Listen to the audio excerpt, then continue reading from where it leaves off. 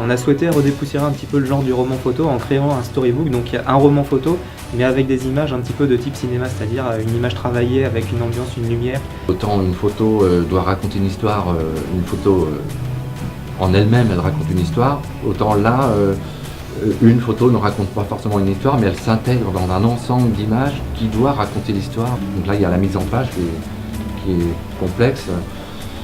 Et là, effectivement, il a fallu qu'on se penche sur un autre métier encore, celui d'illustrateur. Donc un autre métier que l'on découvre, et c'est vraiment avec beaucoup de plaisir, justement, qu'on a affronté toutes ces difficultés qui ne sont pas vraiment des difficultés, mais qui sont ce qu'on appelle l'expérience, quoi.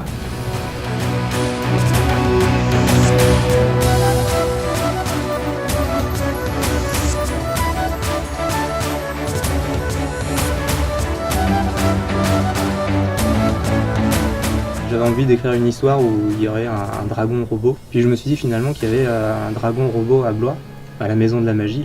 Et puis de fil en aiguille, j'ai voulu après essayer d'exploiter un petit peu cet univers-là. Puis j'ai découvert que la Maison de la Magie était dédiée à Jean-Eugène Robert Houdin.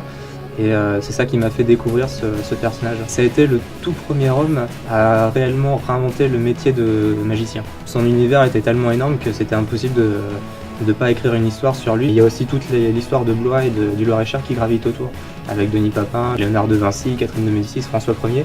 Et disons que ça a été un gros travail de recherche, puisqu'à la base, moi je suis blésois, mais je connaissais pas du tout l'histoire de ma ville. Donc ça a été un gros boulot pour réunir un petit peu toutes les informations, essayer de se documenter, savoir ce qui s'est passé dans cette région.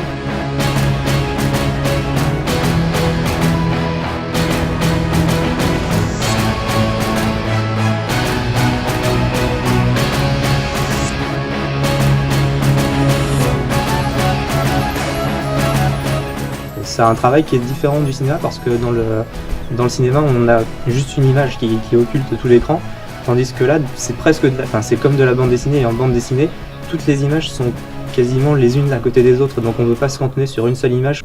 C'est différent du cinéma, et en même temps, ça s'en rapproche dans la mise en scène.